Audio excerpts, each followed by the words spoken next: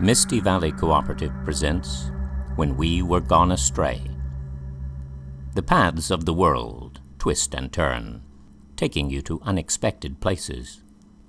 Welcome to the haunted town of Assembly, and to the strange lands around it. The days are growing shorter and the nights are chill. So put another log on the fire, find a comfortable chair, sit back, relax, listen.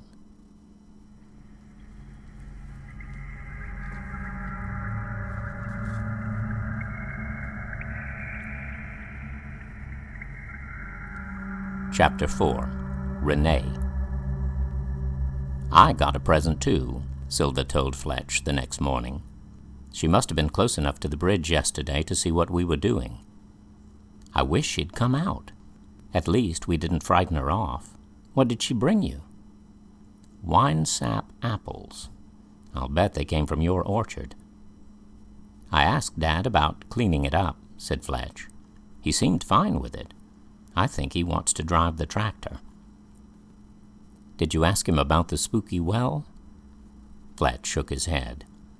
I didn't talk with him long. I went outside right after supper and read in the weed garden until it got too dark to see. Rendezvous with Rama. What went wrong? Nothing, really. He and I are both stressed out, and I don't want to get into a big talk. I was scared if I started talking, everything would come out about us. I wanted to let him know, but I was scared. I'll help you with that. I'll come with you. Silva pulled the truck into the nearest parking space. I know we've been through a lot, and there's more to come. But there's no hurry, Fletch. Fletch looked at him. Silva, doesn't any of this scare you? Silva grinned. It all scares me. He opened the door and slid out. They crossed the parking lot to the breezeway and entered the lobby of the high school side of the building, surrounded by a mob of students trying to get to the lockers before the bell rang. Silva went in front, maneuvering them through the crowd. When they reached his locker, he quickly spun the combination, opened the door, and retrieved 2 geometry books, passing one of them to Fletch. There are no straight lines, he said. Robert Louis Stevenson. Right, Fletch muttered. Tell that to Mr. Barfield. I did. He said Rob Lusty was right, but we still had to pretend. Silva shut the locker. Why is she out at night, I wonder? That girl? Yeah, she doesn't go to school. She must sleep during the day. I'll have to read up on trolls, said Fletch. Maybe they're nocturnal. Have you got everything for class? Ruler, protractor, compass, no-dose tablets. Yep, let's go. During class, Fletch drew a spiral in the margin of his composition book. Then he drew another smaller spiral budding out of it, and another even smaller flowing from that one, so that the spirals themselves seemed to spiral. That was how the dark water had looked, touched with moonlight under the covered bridge. What about the ghouls? What? Fletch looked up, realizing that the question was addressed to him. This wasn't geometry, it was English. The pitiful, the merciful ghouls. Why would Poe describe ghouls that way? Mrs. Hume looked at him patiently, but she wasn't about to let him off the hook. Fletch swallowed. Maybe because he wanted to forget, and they were helping him. But it was a trick, wasn't it? Renee Durand put in. They just wanted to make him hurt even more because they feed off his pain. Mrs. Hume nodded. So the real question is about memory, isn't it? Is it better to remember even though it hurts you? Or is it better to forget and leave the pain behind? And which of the two leads to madness? No one seemed to have an answer for this, and Fletch was still wondering about it at the end of the day. We ought to make some plans for the Halloween carnival, Renee told them during study hall. We're supposed to build the spook house. Silva took hold of the cuff of Fletch's jeans and lifted his foot onto his knee. With a felt-tip pen, he began sketching a geometric pattern on the side of Fletch's sneaker. How about a labyrinth? You enter here, he drew an arrow. Then you go round and around like this, following lights and weird music. Then you come out here where the ghouls are waiting. That looks great, but I guess I'll have to keep Fletch's sneaker to work from. She glanced at Fletch. Are you guys, together?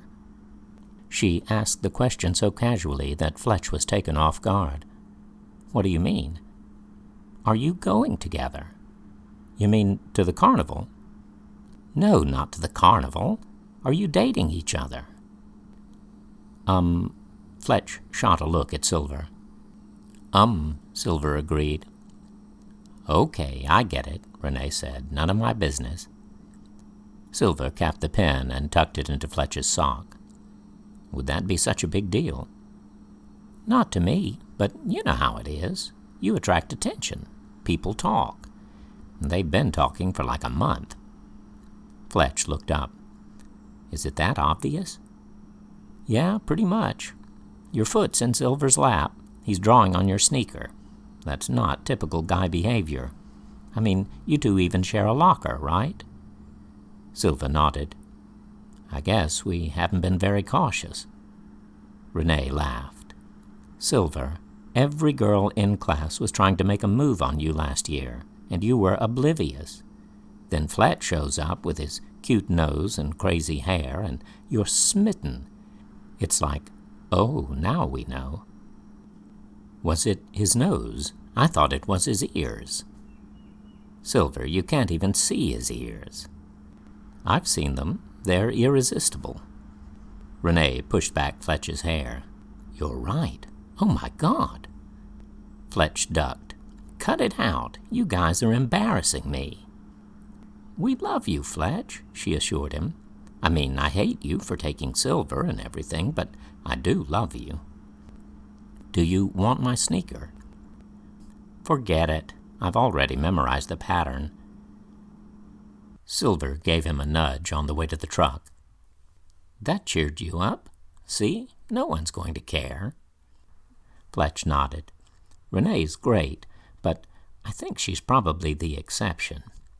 Where are we having supper tonight? I've forgotten. My house. At least I think so. I never can figure out the schedule. There wasn't really a schedule. Mark and Liz had begun spending the evenings together, at one place or the other, and once they had driven all the way to Athens for a movie. They like each other, Silver had told him, and Fletch had found he didn't mind. Silver tossed their book bags into the bed of the truck and opened the door for him.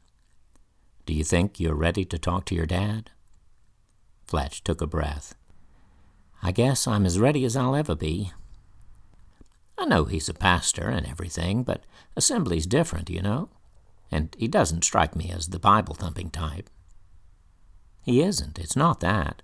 I just love him, and I don't want to hurt him. Fletch looked at him. Aren't you worried what your mom will think when she finds out you've been kissing a boy? Silver went around to the driver's side and got in. I'm pretty sure she already knows. How could she know? Silver shrugged. She's smart. She says I talk about you all the time. I don't tell her everything, and she doesn't ask, but not much escapes her. Silver, if she knows, then my dad knows. She's probably already plotting my doom. My mom likes you. She told me that much. But you know that part about kissing a boy? Yeah? I want to do that again. Fletch smiled. Okay. They drew together a little awkwardly, but soon it wasn't awkward at all. It felt wonderful to be so close to Silver, to actually be able to hold him, to touch his skin and breathe in the scent of him without having to wonder whether it was something Silver really wanted. Kissing Silver made Fletch feel alive and safe and brave and reckless all at once. They left the school parking lot and turned onto the highway. Let's stop by the campground and look at the Sabbath oak, Silver suggested. Then we can investigate the orchard. The Sabbath oak? Silver, you don't know how worried I've been about that. What if you die?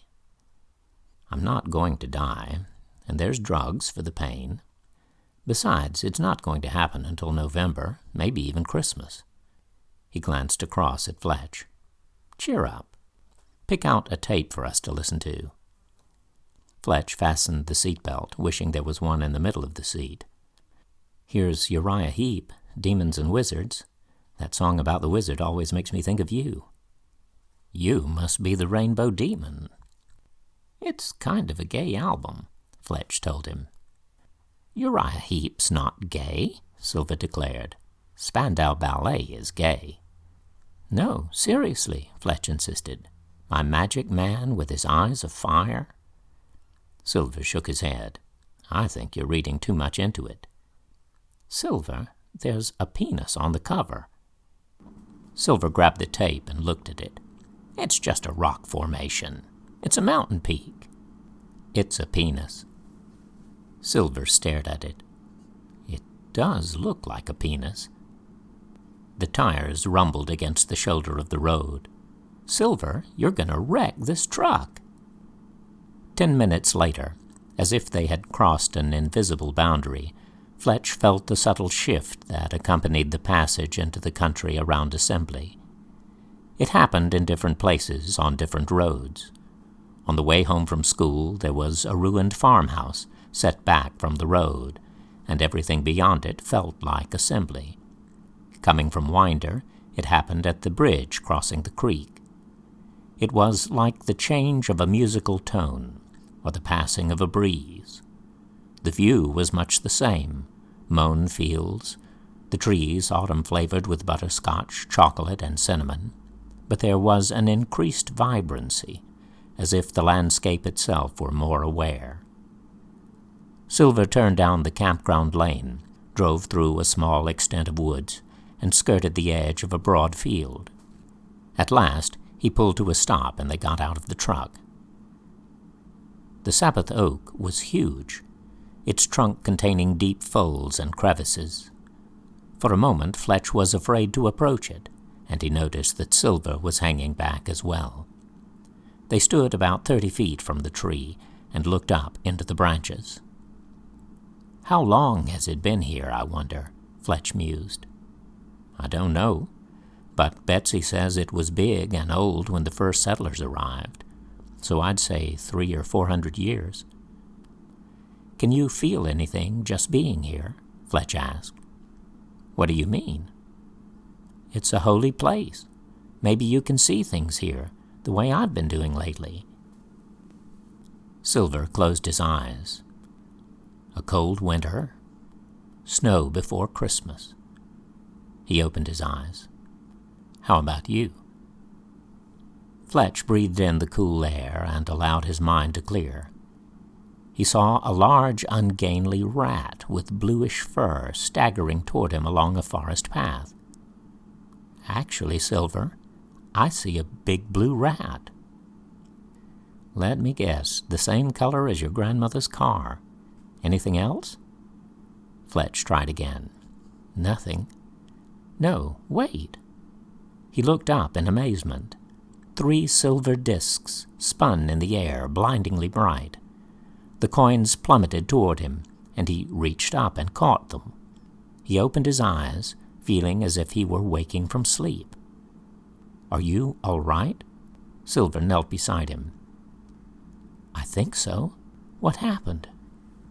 "You went down like a stick of stove wood. What did you see?" "I'm not sure. Falling coins, smoke and steam." He opened his hand, but found it empty.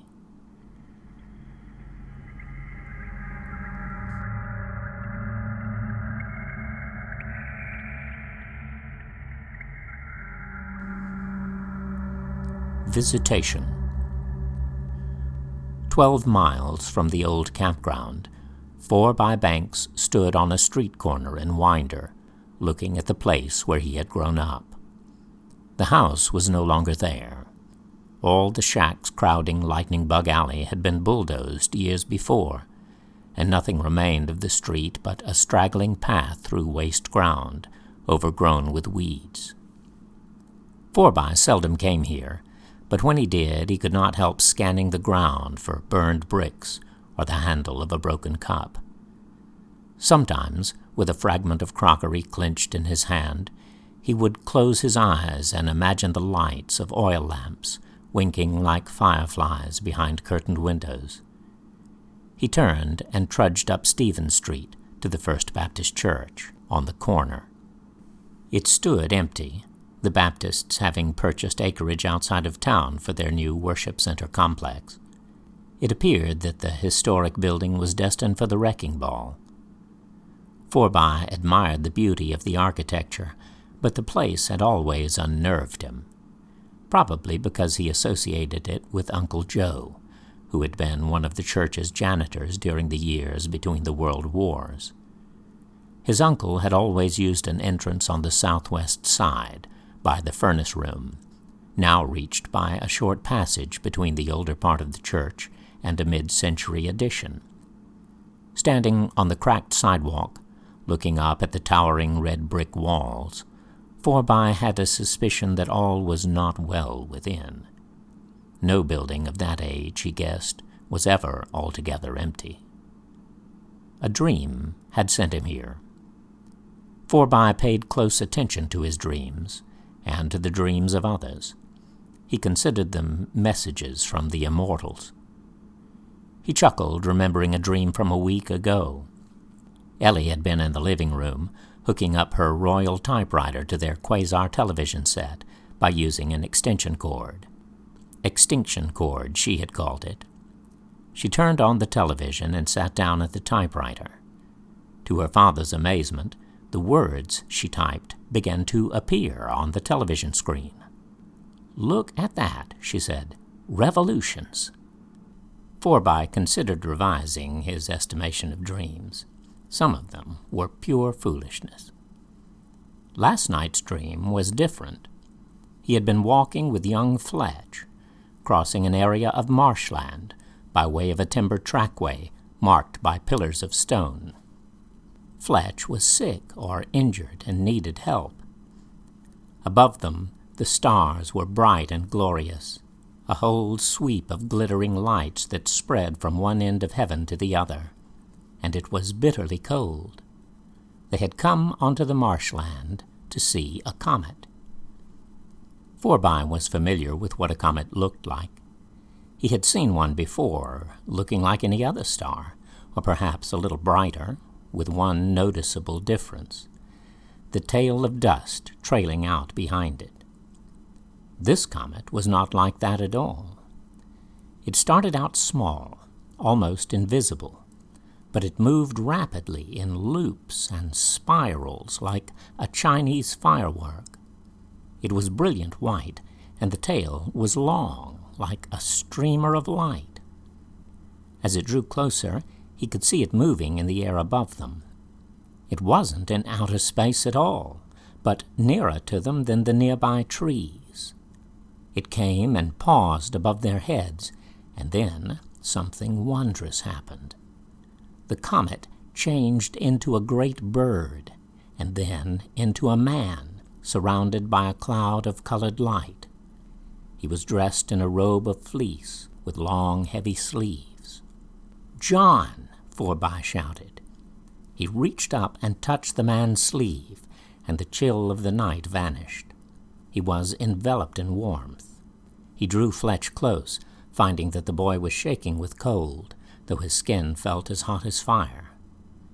Having come out to see an astronomical oddity, he had met a friend, and Forby thought it was only right to ask his assistance. "About time you came down among the mortals. We need some help down here." "Take Fletch," John told him. "Fix him up a place at the church. He's gonna need a bolt hole." "What church?" Forby asked him. "I don't care. Pick one." This afternoon, Forby had closed the barber shop, loaded some supplies into the back of the Chevette, and gone to Winder. Now he mounted the brick steps leading up from Broad Street and tried the handle of the door. The latch clicked, and he gently pushed the door open. Passing through the outer porch, he stepped into the old sanctuary. unused since the Baptists had departed. Sunlight filtered through the brilliant windows, casting patterns of color on the backs of the long wooden pews. A little uneasily he passed down the carpeted aisle and found the door which led to the offices, then paused to listen. The whole building appeared to be unoccupied. He left the sanctuary and, using a flashlight, descended the stairs to the lowest level of the building, the only part of the structure his uncle had ever allowed him to explore. The place he sought was down there, hidden away, and he doubted very much if anyone else even knew about it. He passed the furnace and electrical rooms and unlocked the metal hatchway, almost hidden on the floor beyond the lowest pipes that channeled wastewater into the city sewer system. Below him, a metal ladder gave access to a low brick-lined tunnel, all that remained of the foundation of one of the farm buildings which had stood on the site a century before. At the end of the tunnel, the beam of his flashlight discovered a canvas officer's cot from the First World War, stretched on its wooden frame. Beside it, serving as a table and a bookshelf, was a wooden milk crate bearing the faded words, Alderney Dairy Company, Assembly, Georgia. On top of the crate sat the oil lamp, which had been Forbai's only way of illuminating the room when he had fled here, frightened as a child. A couple of Sunday school chairs and an old rocking chair looked as if they had been set for guests who had neglected to come. Will it do? Forbai wondered. This place feels like a tomb.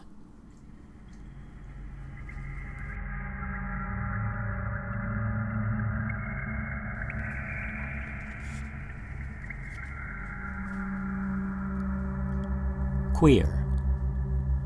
Mark Forrester watched Elizabeth Kendall as she watched the boys turn the corner of the house and head past the barn toward the orchard. "I was a child of the 50s, not of the 60s, he told her. "But I've got to admit you flower children did some good." "Well, it wasn't all sex, drugs, and rock and roll," she said. "We had the moral high ground when it came to the war. But I don't know. I guess we couldn't sustain all that energy into adulthood." She leaned back in the porch rocker. "You know, it's funny. When Silver was born, I took him to live in a commune, but it turned out to be less communal than assembly." "I can imagine." She sat up straighter, looking suddenly fierce and grim. "I know one thing we did wrong. We should have massed behind Humphrey in '68 and then held his feet to the fire, but we were so stubborn and unrealistic. And later we compromised and faded. And now look who's running for president." "He'll never get it, Liz, surely." "He'll get it, just you watch." Mark sighed. "I've been worrying about the boys. I guess you know why. Head over heels, aren't they? It took me by surprise, too." "Maybe I shouldn't worry," Mark said. "Things are changing. If Fletch and Silver can be themselves without being afraid, that counts for everything in my book. When I was their age, boys who loved each other—" He shook his head. "They were just queers." "Well, you have to admit, Mark, they are pretty queer. In the usual sense, I mean. I've never met anyone quite like Fletch in my life. And as for Silver, don't even get me started." Mark nodded. "I reckon you're right about that." "And you and I, we're adults. We're grown-ups. When did that happen?" "Last Thursday, as I recall." Liz blushed, and Mark laughed softly. "Things will work out for them, I suppose. They're both reasonably well adjusted." "You're a very smart man, but sometimes it's hard for you to see what's right in front of you," she told him. "Silver and Fletch aren't like us, Mark. Maybe they never were. I don't think they're even the same kind of creature we are." Mark looked at her uncertainly. "Silver will become the Paraclete," Liz continued. "Heaven only knows what Fletch will become, but they're moving beyond us. I look at them sometimes, and it's like they're dancing out there somewhere, beyond the fields we know." "Perichoruses," Mark said, more to himself than to her. "What's that?" "Just something I studied long ago. You're starting to sound religious." "Maybe I'm your most improved student." "I'd be happy to continue working on that," he said, and kissed her. "Congratulations on the painting, by the way. How many more are at the exhibition?" 11, and I'm pretty sure one of them may sell this week." "Anybody famous?" "Maybe old Ronnie's going to want one for the White House." Liz punched him hard enough to leave a bruise.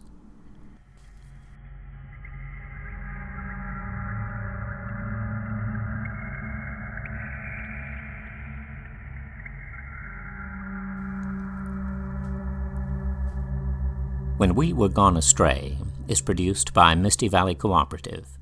It is the second book of the Forked Ways. The music is by R.J. Williams. The text and audiobook are copyright 2020 by Beau Farr, all rights reserved.